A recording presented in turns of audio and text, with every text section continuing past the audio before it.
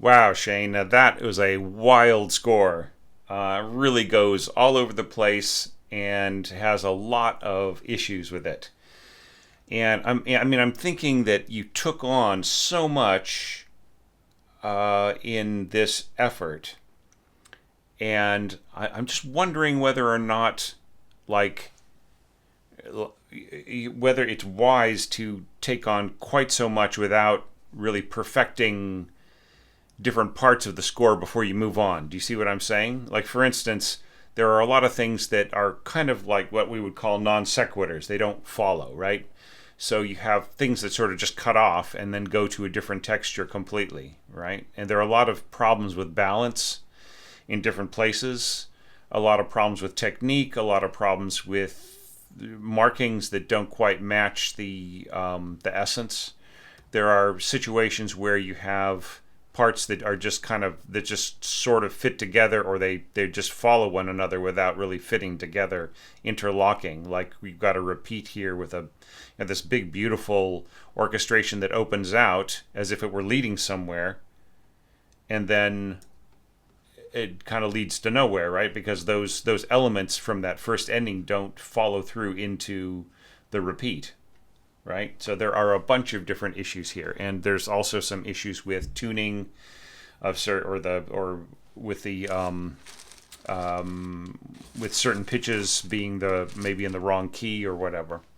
So I just really feel that, like, I think you would get way more out of this experience by really perfecting one section and then moving on to the next and so on and so forth. Because to take on this much in the way that you have, I think really would require more of like working with a teacher, right? Working with somebody who could, polish up some of your skills on some of your harmony, some of certain other kinds of musical training and so on, ear training and other kinds of things. And also, of course, orchestration to get you ready and to go through certain things and to talk about why things work and don't. Because, there's so much to go over in this score. I almost feel like it would be better for you to have a lesson with an orchestration teacher. But, because like I'm really limited to coaching, right? I can take an effort by an orchestrator and say, this is how we're going to fix it up to make it more playable or more, more usable, more workable. But, obviously it's just like it's hard for me when there are a lot of things that don't really add up. Do you know what I mean?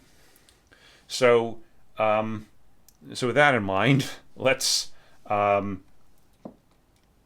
jump into the analysis. And some of this is going to rely on the evaluation criteria to a degree, but there are going to be other things where we just really have to talk about like the workability of certain things. Okay. So, let's start off right here at the beginning. Okay, you've got two bassoons. It says solo. This should just really say like the number one, like one period. Right? It tells us that it's the first player playing. And the same thing with all this sort of player 3 and player 1 thing. Those are things that maybe show up more in, say, like brass band scoring, right? You just really want to have the number 1 or the number 3, right, over the part.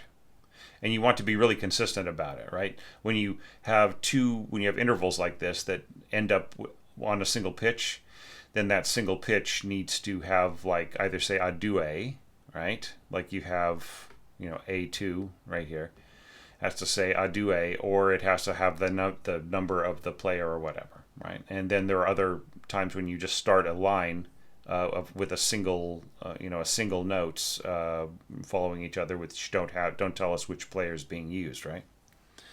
So it's all this is stuff that that you should learn to do as an orchestrator, like learn to just have the discipline to sit down and make sure everything is going right and so on. Another thing too is just to make sure that your score is set up right? You've got your horns up here rather than down here with the trumpets, trombone, and so on and so forth, right?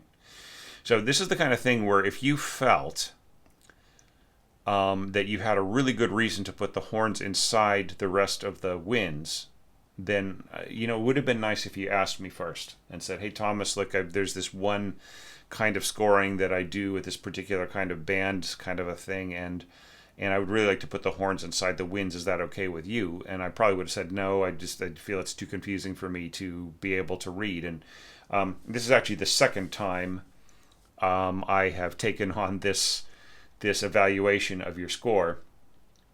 I was just I got 36 minutes into the evaluation, and I was just about to wrap it up, and then my computer crashed, so I lost that whole thing. Boy, I just got so mad. I usually don't get mad at things like that, but it was just so annoying because I felt that I hope that I'm able to tell you, advice as good and as fresh as before. Okay.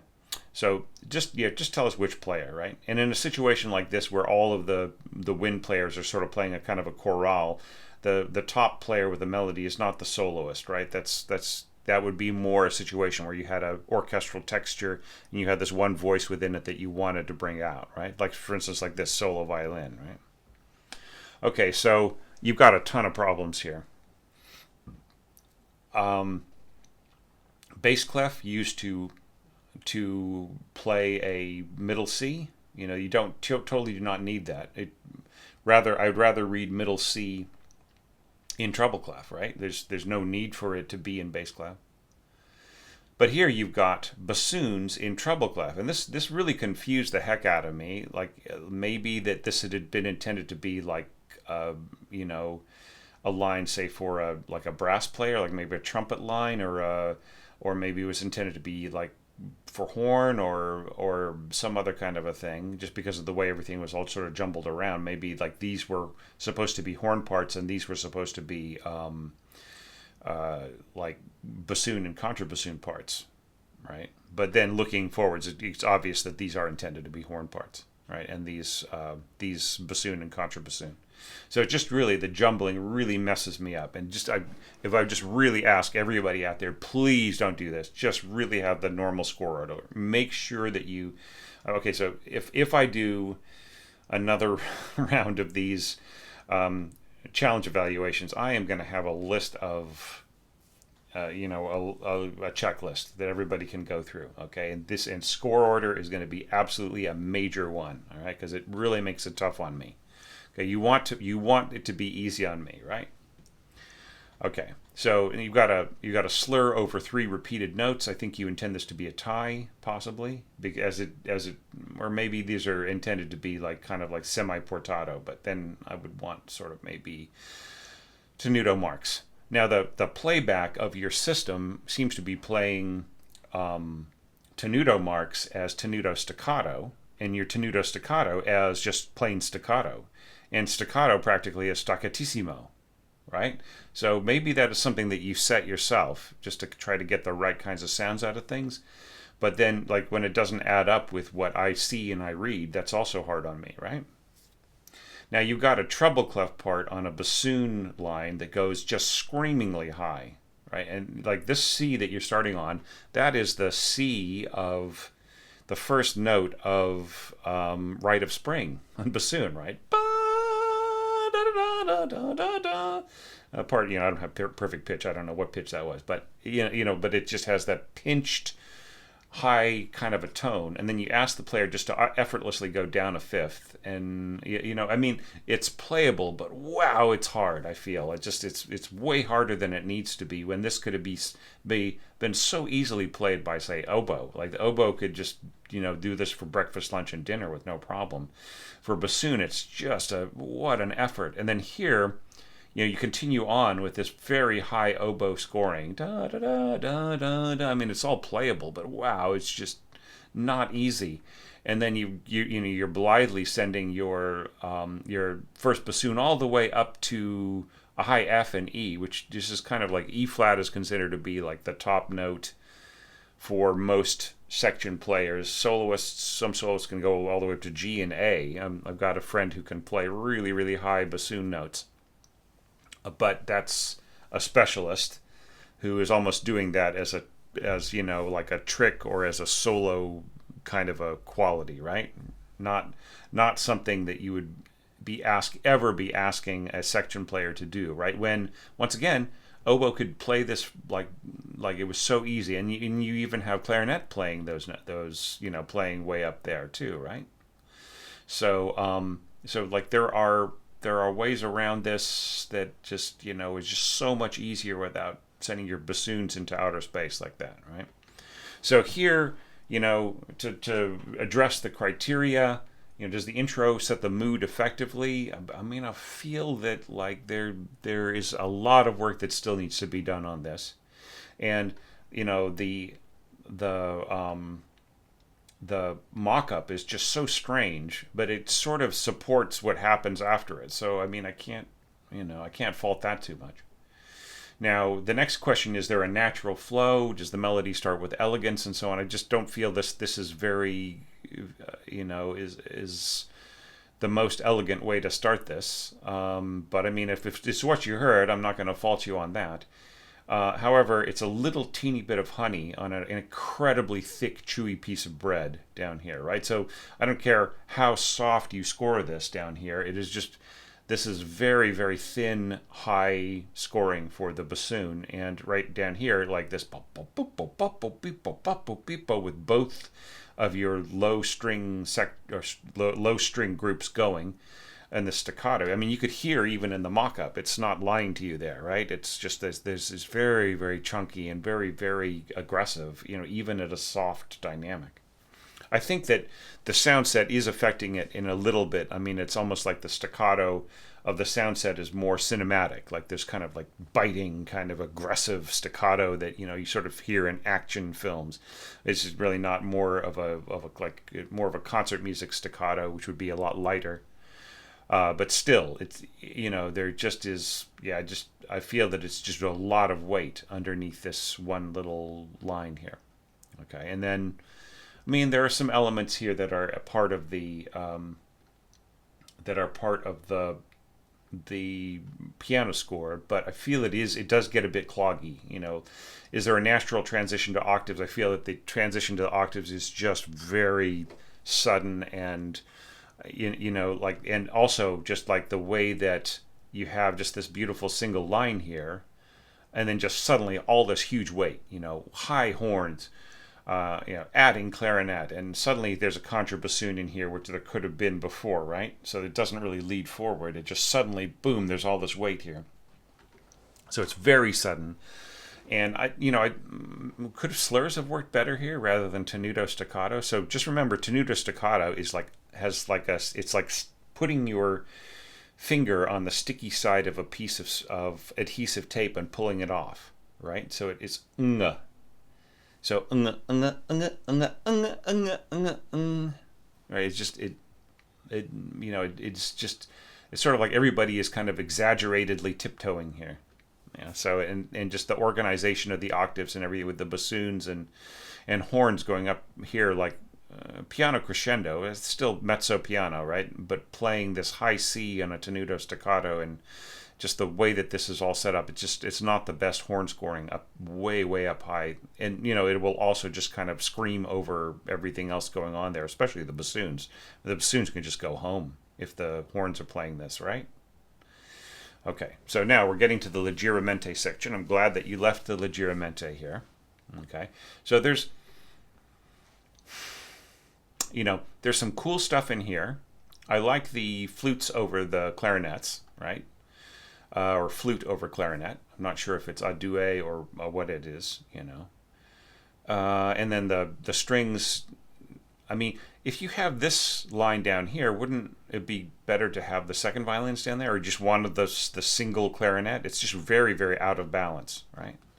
And then here you've got the bum. This is a triple octave, right? Because you've got the viola and the bassoon still in treble clef in the middle, a duet, right? And this is going to be very, very awkward sound with both of the bassoonists slurring upwards over their tenor register in unison, right? Along with the viola. It's just not the best sound at all.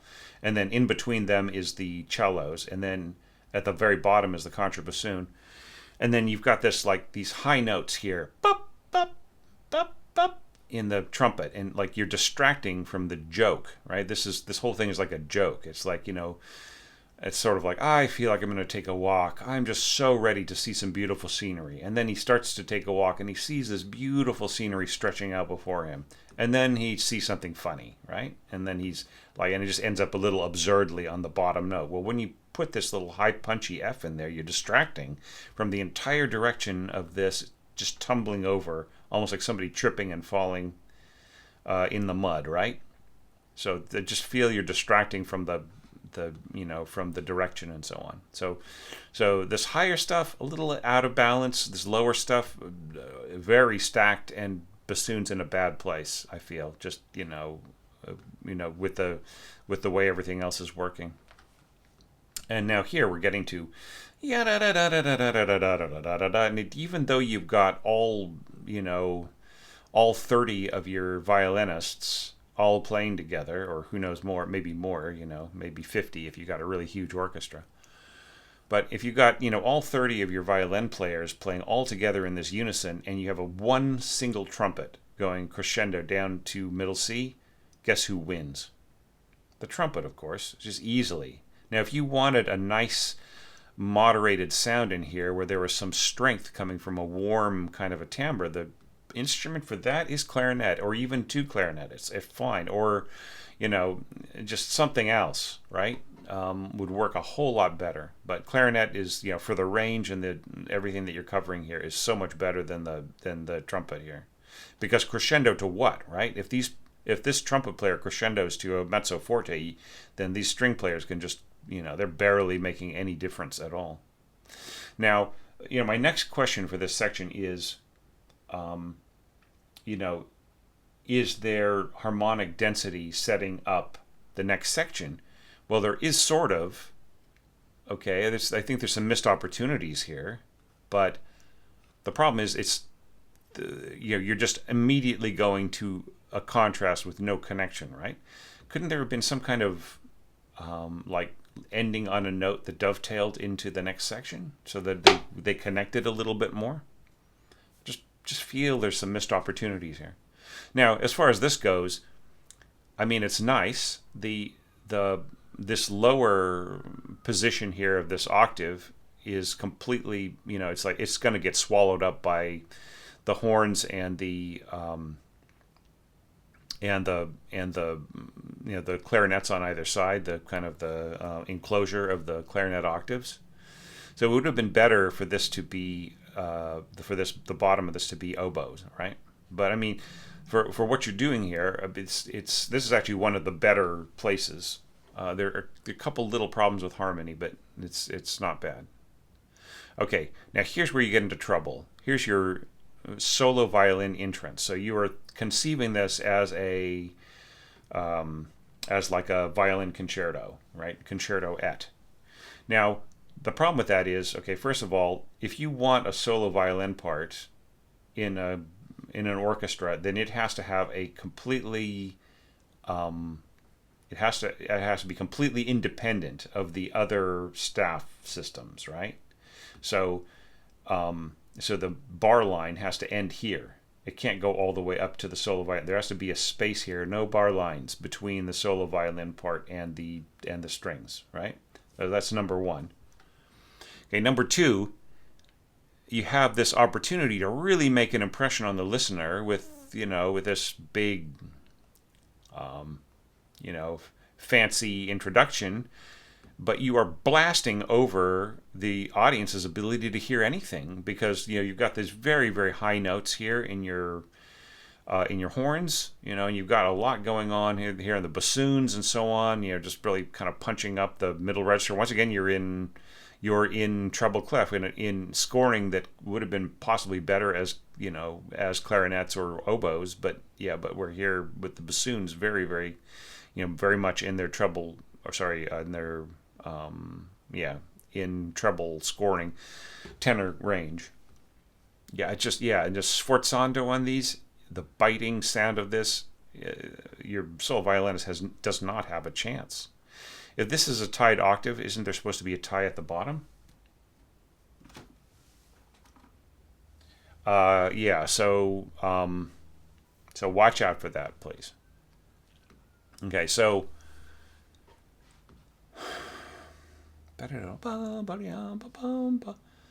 there's like, and with these octaves, like yeah.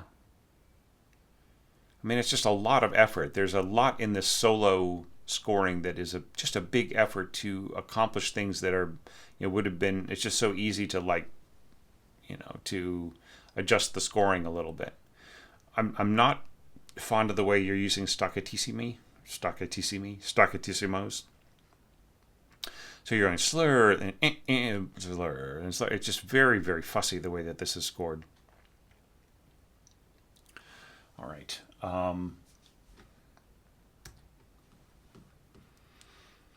Right. So just like so we just immediately get into problems here. You have staccatissimos and slurs at the same time. Like, so if you had sort of intended this to be kind of like jeté bowing of like, like, that's a, I mean, maybe that's what you mean, is just for the you want the bow to sort of skip across, but I still wouldn't mark that as a slur, right? Maybe I would say jeté and so on, and I would really work out with a soloist what hand positions were possible before I scored all this the way that it is. Like, some of these things are just really wild. This whole piece should have been in G major, right? If you wanted this kind of, the way that this is scored, because that way this could have been an open D string, right, rather than C, which has to be fingered, and you would have gotten like a low open G as well, right?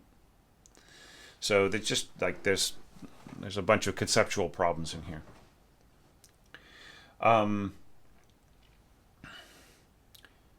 Yeah, and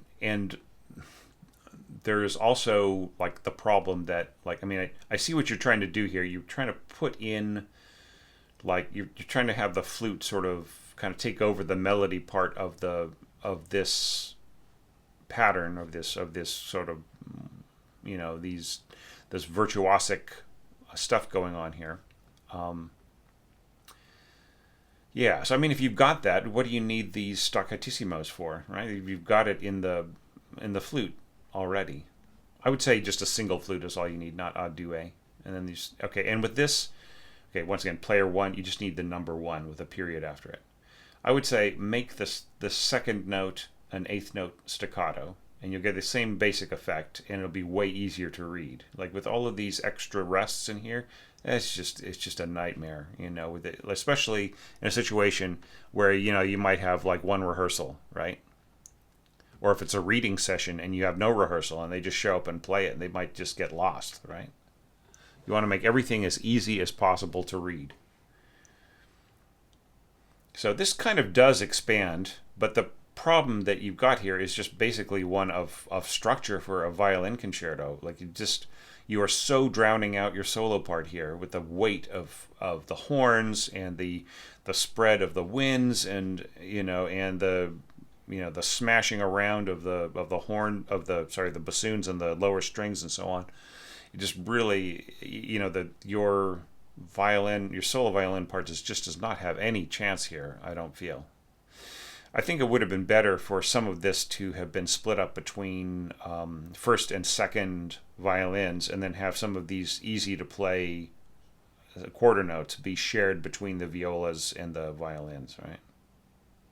It's just a whole lot easier. Or you could have even had divisi, like some of this viola part go down to be shared with the cellos, and the cellos playing the two pitches divisi, and then have the violas play the second violin line, and then once again you free up your violins to do something more exciting together, where you wouldn't be able to hear the solo part at all. Like, if the solo part were playing like long, high, very impassioned notes right in here that weren't so fast, then maybe there'd be a chance of hearing. But still, with the piccolo coming in here, it just kind of sucks up all of the high frequencies from the overtones of the solo violin. You have to be really careful how you score solo violin, and especially like with these big, massive, footballs, whole notes in the horns and the clarinets. and flute, right? That's just really going to suck out all the juice here. All right, so now going forwards, we're kind of getting into the C section here. So new quality of tone. I mean, you've decided this should be like a violin solo, so that's fine. You're saying appassionato, right? So just like you're throwing in a lot of things that just make things like the octaves here, like bup, bup, bup. I mean, it's, yeah. Look, if you're writing a concerto and you're working with the player and they know that they can do this and this, they ask you to do that. I mean, but like maybe instead of just throwing in octaves here and there and all over the place, maybe like if you reinterpreted the line to have like sort of flutters in it, or like maybe you rewrote it a little bit so it was a little run right in here. That's something that's a lot more natural to the instrument. There's some stuff in here that feels more like kind of almost like piano scoring to a degree. But I mean, still, I mean, it's an effective line with cutting out some of this. All right, and I really like this glissando down. This means if you're going to end up naturally on a open D here, this is going to have to be it's going to have to be D all the way. So you're going to start very, very high on the string.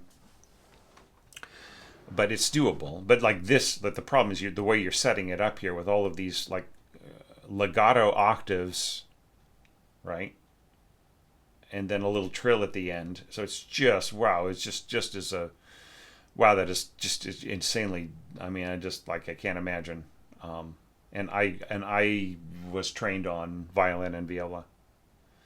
And one of the problems too is like, once again, we have like kind of a non sequitur. We have a part that just doesn't follow, like da da nothing, right? We're not really hearing this. I think you're thinking, well, since I have this glissando right in here, maybe that just kind of takes over, and like I just have have a little bit of a reaction down below, so I don't get in the way of that. I mean, I guess. But what if everything were lower, right? So you just didn't get in the way of at all. See, this is all really good, but okay, octaves.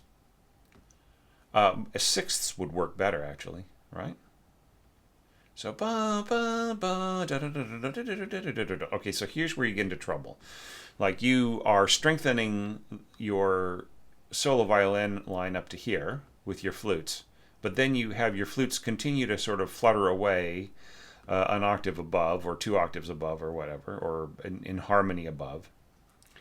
And what are people going to hear here? They're sure not going to hear the solo violin part, because not only are the a due flutes distracting horribly from what the solo violin is doing, they're also like sucking up all of the overtones of this solo violin part as it digs around in the basement, right? So, and even just all this stuff pushing forwards with clarinets and oboes and bassoon, right? These big fat tenutos and the cellos and the violas. That is all taking away the attention of the audience from this thing. You just really, really have to be careful when you score certain registers for solo violin, because the orchestra can just completely overwhelm, right? Like solo violin or violin concerto orchestration is just, that's something that I should do a series on someday. It's just like, how does it work? What are the compromises? What are things that are wishful thinking? What does the conductor have to do to make it audible when the composer made the wrong decision, and so on? Now here we're getting into like places where you could have just had quarter notes marked staccatissimo and you get the same exact effect, and then you can lose all of these rests. Or even if you had just had like eighth note, just like all of these rests are just really hard to read in a sight reading situation, and you might not get more than just one shot of this sight read. These big kind of blasting long tenutos are going to make it really hard to hear what's going on in this. Like you're only going to hear, like with this playing tenuto, it's going to kind of wipe out the first 3 pitches here, maybe even the 4th one. So the audience is only going to functionally hear about half of what the solo violin is doing. And in the mock-up, you can barely hear the solo violin doing anything here, right? Yeah. So then we kind of end up here, and like it kind of opens out, and it's a place where I almost kind of wish that this was more of just like the regular string section, but then it doesn't follow through, right? When we repeat back, there's nothing going on that connects, right? And then here, the way that this second ending happens, it's starting like you're doing this rest, da, rest, da, rest, da, and then all of a sudden, right, this doesn't connect to anything that happened before, right? And the solo violin part just ends, right? It just stops.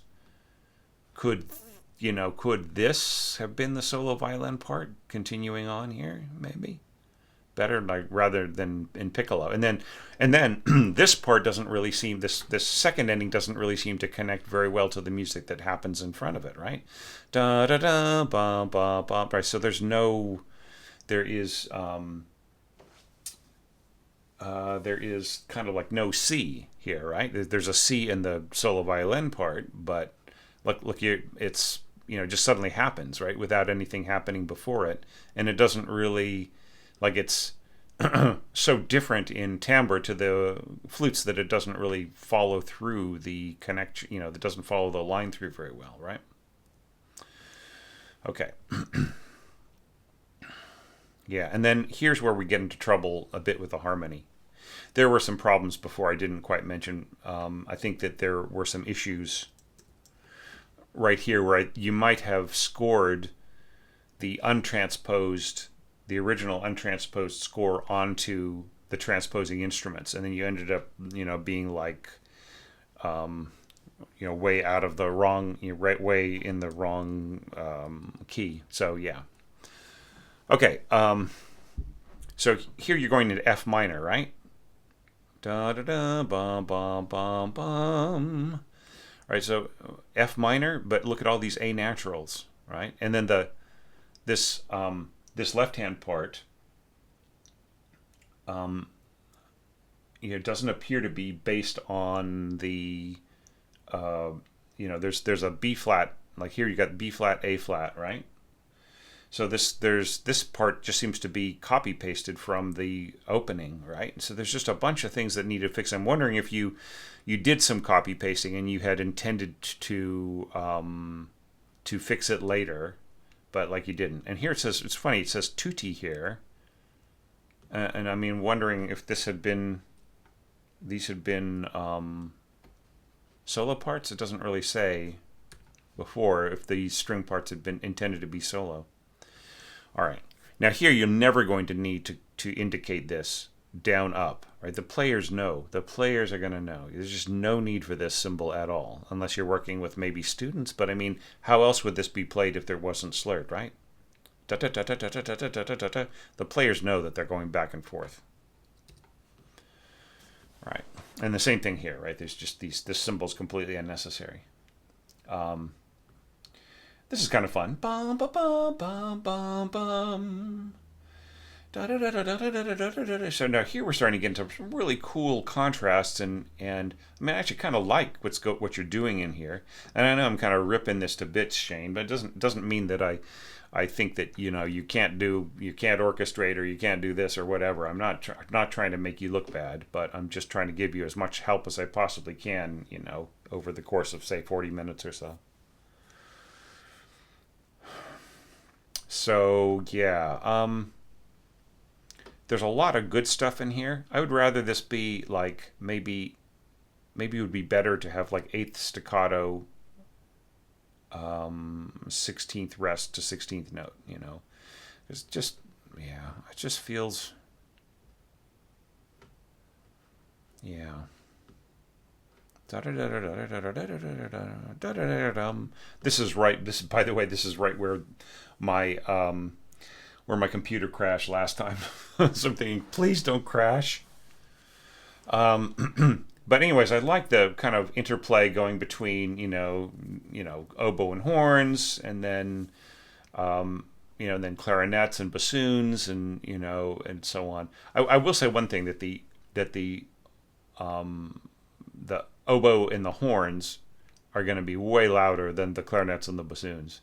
You probably don't need as many horns here as you think. You have some pitches being doubled in, and so on. Like maybe just, yeah, just like, and later on, like you kind of cut things back and so on. Oboe and horn make a wonderful duo, just as long as the balance is good. And you're trying to sort of incorporate these extra notes, which I think you could have developed and worked out a little bit better. I mean, it was a really great idea, but it didn't really get the focus it needed. All right, so now we're going into the sort of diving, like, and here you change around a lot of things, and there are once again some other problems, but I kind of don't have, I don't think it would help you to kind of pick it apart and go through every single one. Yeah. Right. Da-dum. Then here, it sounded like your trumpet was muted. Very strange. It sounded almost like a saxophone. Do you know what I mean? All right. So look, Shane.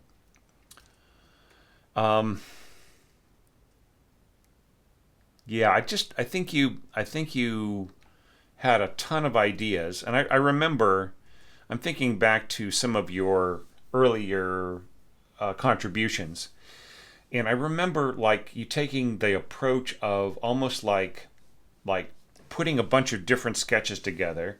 It's kind of almost as like an educational thing, like, I have an idea that this could be interpreted this way, and then this other part could be interpreted that way, and so on and so forth. And the parts is similar to this. It didn't quite add together. I might be remembering somebody else's work, and I apologize if so. I mean, I have 172 scores to get through in this evaluation session, or in this, not this session, but this challenge.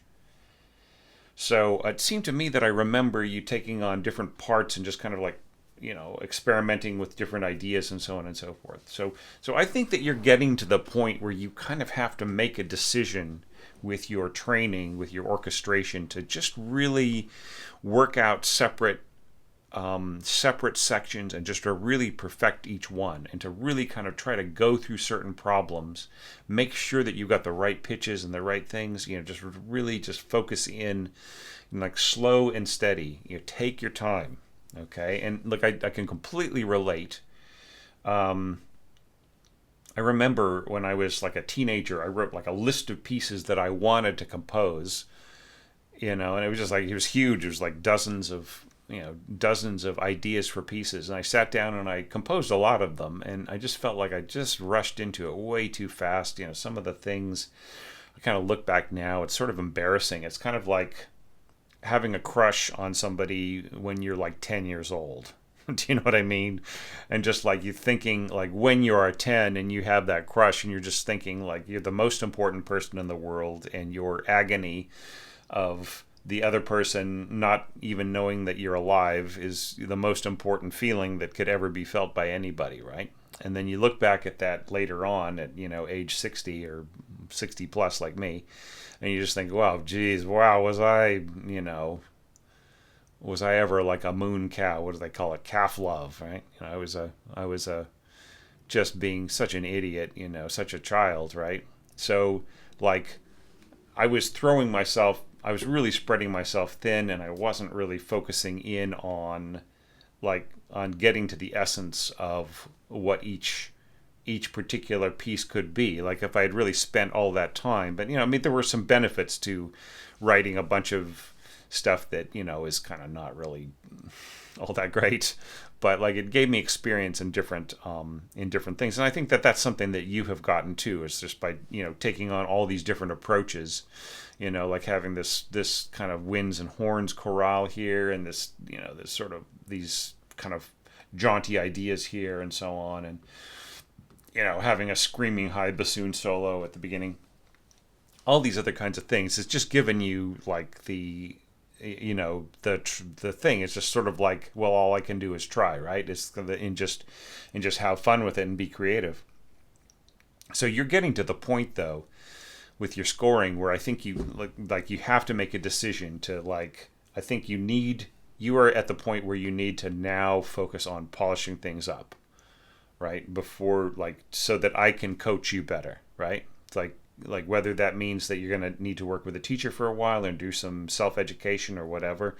But I think that your ideas need to get a little bit more cohesive. I have to say, like in some respects, as I kind of seem to recall, there are parts of this that are more cohesive and more organized than I've seen before. I think that this is progress still, but but all the same, just just really try to pursue that better organization of ideas, just like finishing things up and just trying to make them connect together and so on and so forth. And just kind of to leave you with one last thing, what makes great orchestration great? One of the most important elements is a sense of proportion, right? It's sort of like, if you put everything that you like into one car, right, or into one dream playhouse, it may end up looking really, really strange, right? Because like the different elements are like don't necessarily add up to one whole, right? So that's what you have to really watch out for. Try to have one consistent idea, whether it's like if you are going to write a solo violin thing, maybe start back here with your solo violin part. Really work out that solo violin part. Make it sing. Make it make sense. Don't automatically go for the huge virtuosity right away. I mean, that's not the way that... think of like the beginning of some of the Mozart violin concertos. Yeah, they state the theme, beautifully, simply, memorably, and then they start to get more and more intense from there, right? So just try to make things work out and then build on top of them and connect them all together, right? And I think you've got the ability to do this, even though I've been really, really taking your piece apart and saying this doesn't work, that doesn't work, that doesn't work. It's not because I am trying to make any statement about you not being able to do it. It's because I want you to be able to do it better than you've ever done it before in your life, right? That's the goal here with these challenges, is to see what I can do to help you be a better orchestrator. And I think you have got the ability to do that. All right. So I really want you to think about this, Shane, and whether I ever do a challenge again, and you of course you'd be welcome to contribute to that, or whether you start to take on some more serious work of your own. You get a chance to have a work read by an orchestra and so on. You've got to put everything you've got into it and just really make sure that all of the elements add together to make one seamless, beautiful, connecting piece, right? Okay. Alrighty. So, lecture over. So, as difficult as this was for me to evaluate, I still really had a huge amount of fun. and there were some really cool ideas in here, why couldn't there be like some high bassoon scoring in some of this? Maybe this goes a bit too high, but why couldn't there be some high bassoon in it? Or why couldn't there be kind of a more like very, very kind of almost scattershot approach to some of this, where the elements don't seem to connect together but maybe do. So that's why I'm thinking, like, maybe there is a method to this madness that could have been perfected, right? So so just work on it some more, all right? And don't give up ever. Just keep working on it. Keep perfecting your aesthetics and your skills and your craft and everything else, right? And just score read the hell out of everything. Really read each score and see why the instruments do what they do and how they balance and help each other and everything else. And I don't think you can miss. All right. So anyways, thanks so much, everybody, for joining me in this. Thank you, Shane, for your patience and while I was trying to get my health together. And please join me tomorrow for another of these evaluation videos. I think you're really going to enjoy that one too.